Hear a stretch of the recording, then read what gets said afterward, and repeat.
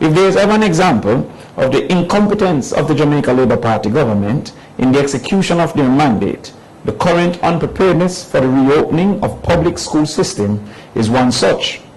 We find this to be extremely worrying for the first year of return to full year of normalcy since the COVID-19 pandemic dramatically impacted the learning experience of over 200,000 Jamaican children. Indeed,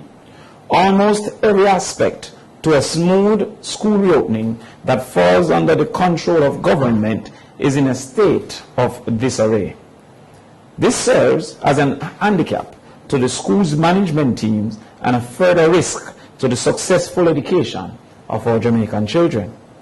The areas of greatest concern include: 1, the migration of teachers and thus the impending shortage of learning facilitators into the new year; 2, late and insufficient furniture;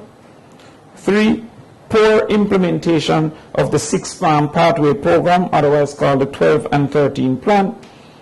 limited availability of books for the book rental system; and the inadequately funded free education policy.